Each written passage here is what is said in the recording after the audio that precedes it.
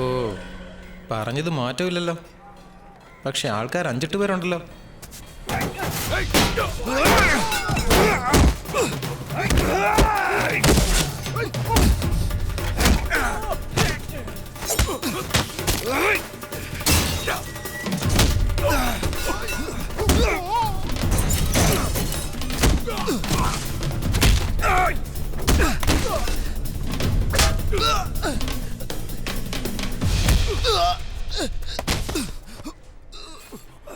കുത്തി കീറോടാ ഞാൻ.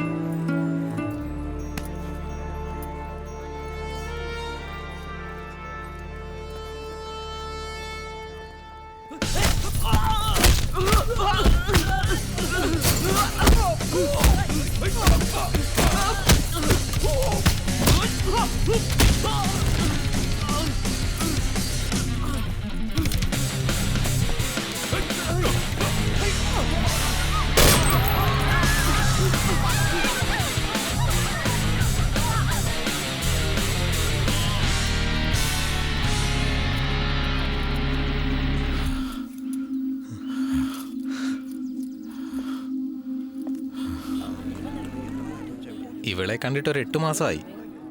എന്താണോ നടക്കാൻ പോകുന്നത്?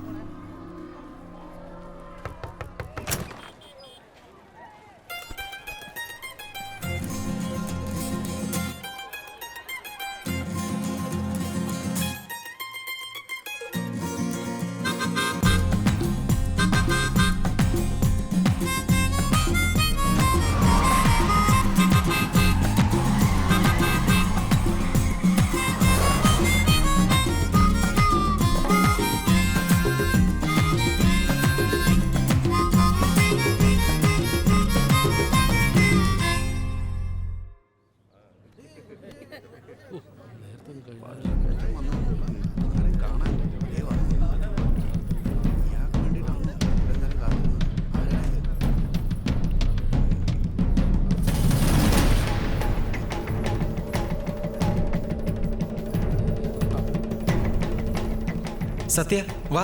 ഇയാളാരാ? ഞാൻ നിങ്ങളുടെ ഒരു ഫാനാ.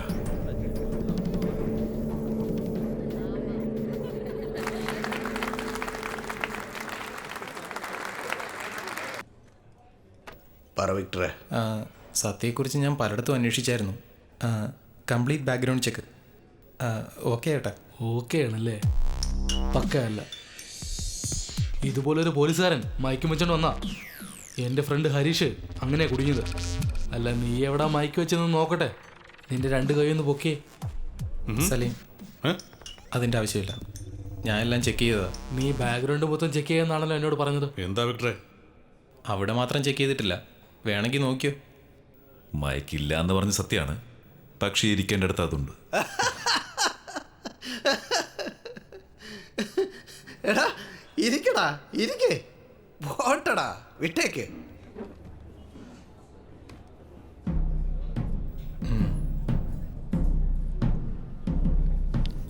ജയിലിൽ എത്ര കൊല്ലം ഉണ്ടായിരുന്നു? 4 വർഷം. എന്തിനാ? കഞ്ചാവ്, കൊക്കൈൻ, അങ്ങനെ പലതും. പിന്നെ അറസ്റ്റ് ചെയ്യാൻ വന്ന പോലീസുകാരനെ കൊല്ലാൻ ശ്രമിച്ചതിന് ചേർത്തൊരു 4 വർഷം. പക്ഷേ കൊല്ലാൻ ശ്രമിച്ചിട്ടില്ല. ശ്രമിച്ചു. ചേട്ടാ, ഞാനിവനെ പരിചയപ്പെട്ടിട്ട് 6 മാസമായി. ഞങ്ങൾ തമ്മിൽ നല്ല സുഹൃത്തുക്കളായി. അല്ലേ സത്യ? നമുക്ക് ഒരാളെയും കൂടെ വേണമെന്ന് പറഞ്ഞില്ലേ? കാറ് നന്നായിട്ട് ഓടിക്കും ചേട്ടാ. കില്ലാടിയാ. കാർ അവനൊരു കളിപ്പാട്ടം പോലെയാ. ഇവനെ നമുക്ക് തീർച്ചയായും വേണ്ടി വരും. ഇവൻ ചതിയനല്ല.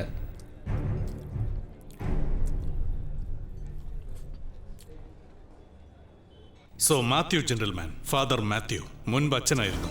13ാമത്തെ വയസ്സിൽ പള്ളിക്ക് വേണ്ടി ജീവിതം സമർപ്പിച്ചു.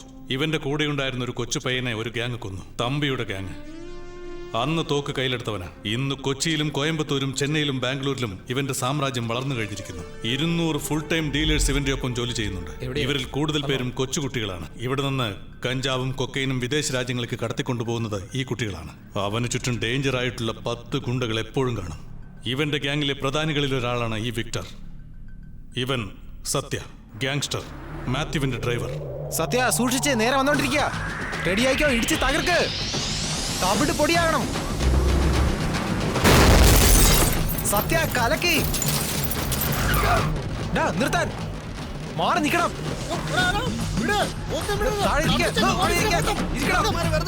ചുറ്റിനും നിൽക്കണം. ആംബുലൻസിൽ നിങ്ങൾ ഇവന്മാരൊക്കെ കൊണ്ടുവരുമല്ലേ?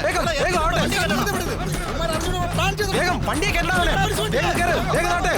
വേഗം സത്യ പോയി വണ്ടി എടുക്ക്.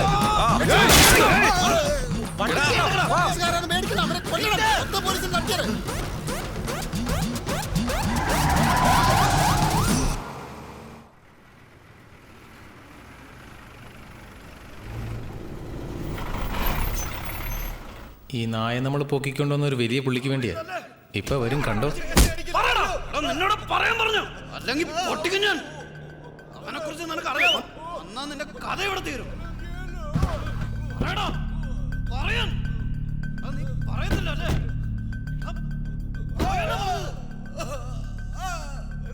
നമസ്കാരം സാർ.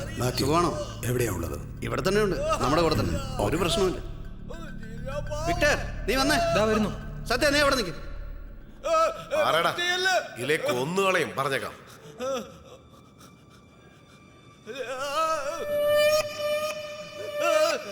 എടാ, നീ ഇപ്പൊ ആ ലാപ്ടോപ്പ് എവിടാ ഉള്ളതെന്ന് പറഞ്ഞില്ലെങ്കിൽ ഉണ്ടല്ലോ.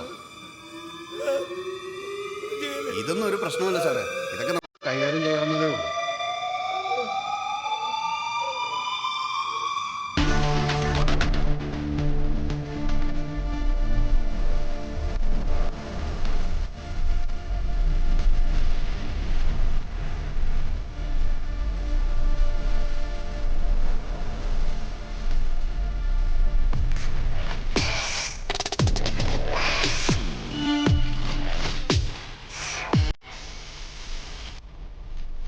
വിക്ടർ, എന്താ ഇത്? സത്യ എന്താ ചെയ്യാൻ പോകുന്നേ? സത്യദേവ് IPS. നിങ്ങളെല്ലാവരും കുറച്ചു നേരം അങ്ങനെ തന്നെ നിന്നാ നന്നായിരിക്കും. എൻ്റെ ആൾക്കാർ ഇവിടെ വരുന്നത് വരെ. സത്യ, വിക്ടർ, നീ മാത്രമേ ഉള്ളൂ ഇതിൽ കുറച്ച് നല്ലവൻ. പക്ഷെ നീ ഒരു ദുഷ്ടനാണ്. 7 മാസം മുമ്പ് നിന്നോട് സംസാരിച്ചതും നിന്നോട് കൂട്ടുകൂടിയതും എല്ലാം ഈ ഒരു നിമിഷത്തിന് വേണ്ടിയായിരുന്നു. ഈ മാത്യുവിനെ പൊക്കാൻ വേണ്ടി ഇത്രയും വെയിറ്റ് ചെയ്തപ്പോൾ കൂടെയുള്ള നായ്ക്കളും പിന്നെ ഈ മഹാമനുഷ്യനും ബോണസ്. Thank you Victor. 98% പോലീസുകാരും അവരുടെ തോക്കൊരിക്കലും മുറയിൽ നിന്ന് ഊരാറില്ല. അഥവാ ഊരിയെ തന്നെ ഷൂട്ട് ചെയ്യാറുമില്ല. എന്നാൽ ഈ ഞാൻ ആ പോലീസുകാരെ പോലെയല്ല.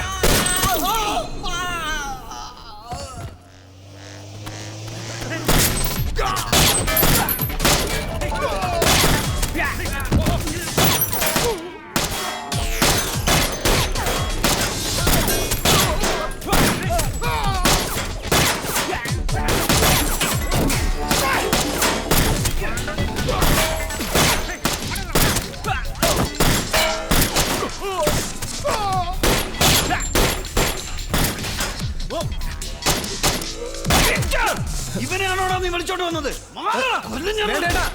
പോകരുത്, വേണ്ട.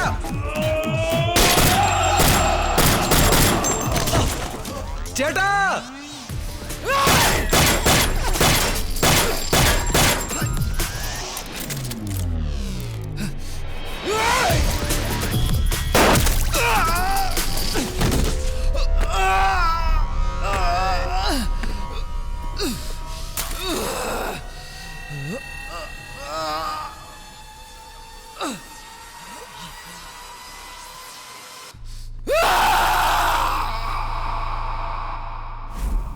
ഇത് സത്യ. വെടിയിൽ എവിടെയെങ്കിലും വെച്ച് എന്നെ ഇതുപോലെ കണ്ടു കഴിഞ്ഞാൽ വെടിവെച്ചേക്കല്ലേ, ശ്രദ്ധിക്കണം. നന്നായിട്ട് കണ്ടോ. It's me Sathyadev. ഇതൊരു ഞാണിന്മേൽ കളിയാ. ഈ സൈഡിലിരുന്ന നീ നല്ലവൻ, ആ സൈഡിൽ പോയാൽ നീ ദുഷ്ടൻ. ഈ സൈഡിലുള്ളവൻ പുറത്തു വരണം. അതിനുവേണ്ടി നീ ഇപ്പൊ ജീവിക്കുന്നേ. അല്ലെങ്കിൽ ഞാനിങ്ങനെയാ. അവിടെ നീ നിൽക്കുമെന്ന് വാശി പിടിച്ചാ നിന്റെ മരണം നിശ്ചയം. ഓർത്താ കൊള്ളാം.